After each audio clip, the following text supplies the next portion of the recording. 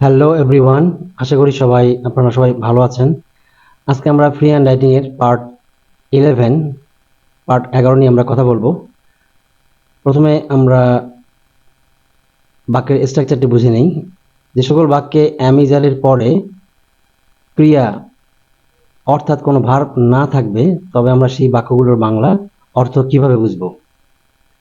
প্রথমে আমরা দেখে নিই am is are কার সঙ্গে বসে, কার সঙ্গে কিভাবে বসে। I এর সঙ্গে আমরা জানি am বসে, ইউ এর সঙ্গে আর বসে, উই এর সাথে আর বসে, দের সঙ্গে আর বসে, হি এর সঙ্গে ইজ বসে, সি এর সঙ্গে ইজ বসে, ইটের সঙ্গে ইজ বসে, এবং রাজীবের সাথে বা যে কোনো নামের সঙ্গে বা যেটা একটা বোঝাবে তার সঙ্গে বসবে ইজ।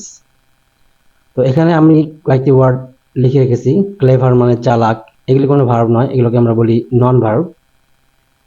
নন ভার্ব মানে হলো ভার্ব নয়। অনেস্ট মানে কি সৎ, ইন্টেলিজেন্ট মানে বুদ্ধিমান। আমরা এরকম যে কোনো নন ভার্ব আমরা এখানে এই শূন্যস্থানের মধ্যে ব্যবহার করতে পারবো। যেমন ধরুন আই অ্যাম ড্যাশ, আমরা যদি এখানে এই ড্যাশের মধ্যে ক্লেভারকে বসিয়ে দিই, আই অ্যাম ক্লেভার, তাহলে অর্থ হবে আমি চালাক।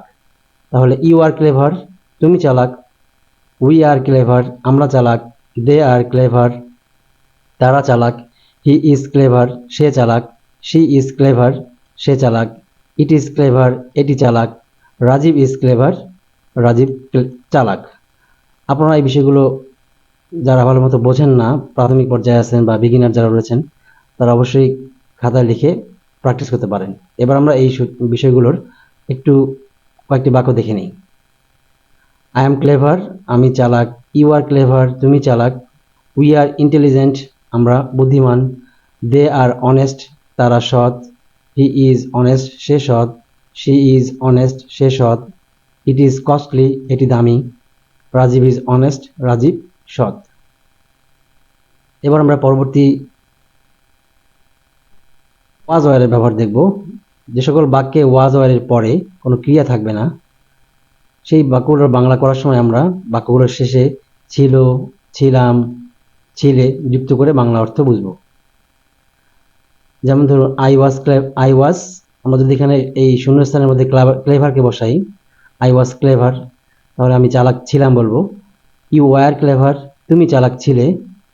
উই ওয়ার ক্লেভার, আমরা চালাক ছিলাম। তার মানে ছিল, ছিলাম, ছিলে, এভাবে আমরা যুক্ত করে অর্থগুলো পড়ব। দে ওয়ার ক্লেভার, তারা চালাক। হি ওয়াজ ক্লেভার, তারা চালাক ছিল। হি ওয়াজ ক্লেভার, সে সৎ ছিল। শি ওয়াজ ক্লেভার, সে সৎ ছিল।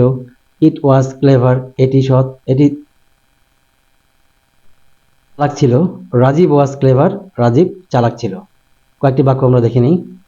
আই ওয়াজ ক্লেভার, আমি চালাক। ইউ ওয়ার ক্লেভার, তুমি চালাক। আই ওয়াজ ক্লেভার, আমি চালাক ছিলাম। ইউ ওয়ার ক্লেভার, তুমি চালাক ছিলে। উই ওয়ার ইন্টেলিজেন্ট, আমরা বুদ্ধিমান ছিলাম। দে ওয়ার অনেস্ট, তারা সৎ ছিল। হি ওয়াজ অনেস্ট, সে সৎ ছিল। শি ওয়াজ অনেস্ট, সে সৎ ছিল।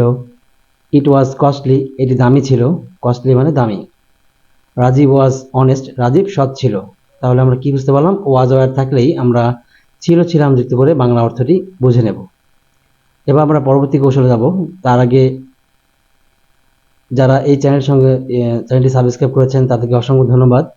আর যারা নতুন রয়েছেন, আপনারা যদি টেন্স ছাড়া খুব দ্রুত গতিতে ফ্রি হ্যান্ড রাইটিং বলেন, স্পিকিং কথা বলা বলেন, বা যে কোনো আমাদের গ্রামার যে বিষয়গুলো রয়েছে, আমরা গ্রামারগুলো কিভাবে টেন্স ছাড়া খুব দ্রুত গতিতে করতে পারবো, আমি পরবর্তীতে ভিডিওগুলো খুব শীঘ্রই নিয়ে আসবো।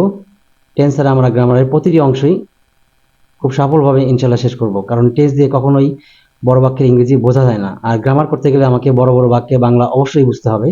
আর সেই বাংলা অর্থ বোঝার জন্য কখনোই টেন্স দিয়ে সম্ভব না। এটা অবশ্যই আপনারা যারা ভালো জানেন বা যারা বোঝেন ইংরেজি, তারা অবশ্যই আমার সাথে একমত হবেন। তো ঠিক আছে, আজকে আমরা পরবর্তী আলোচনায় ফিরে আসলাম। আই শ্যাল বি ড্যাশ, আমরা যে সকল বাক্যে শ্যাল বি এবং উইল বির পরে কোনো ভার্ব থাকবে না, অর্থাৎ সেই বাক্যগুলোর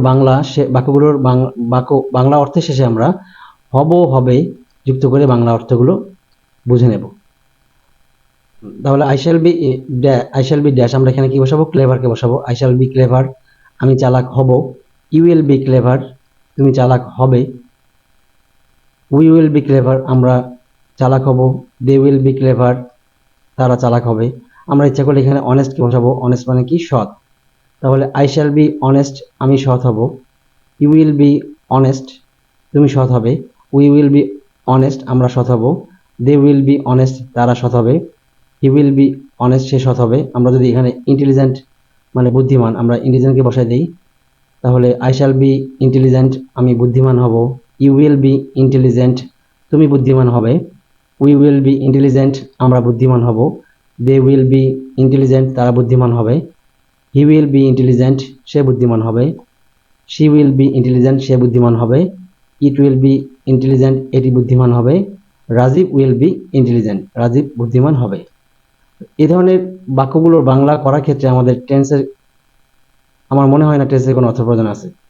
ইংরেজি ভাষা থেকে আমরা যদি বাংলা ভাষায় ট্রান্সলেট করতে চাই, তাহলে খুব সহজেই আমরা টেন্স ছাড়াই, টেন্সের কোনো প্রয়োজনই হবে না এই বাংলা অর্থগুলো বোঝার জন্য, যদি আমরা এই টেকনিকগুলো মনে রাখি। আপনাদের সবাইকে আবারও অভিনন্দন এই ভিডিওটি দেখার জন্য। আর পরবর্তী ভিডিও পাওয়ার জন্য চ্যানেলটি অবশ্যই সাবস্ক্রাইব করে রাখবেন, আমার পাশে থাকবেন, সহযোগিতা করবেন। আজ এই পর্যন্তই। Thanks for watching this video.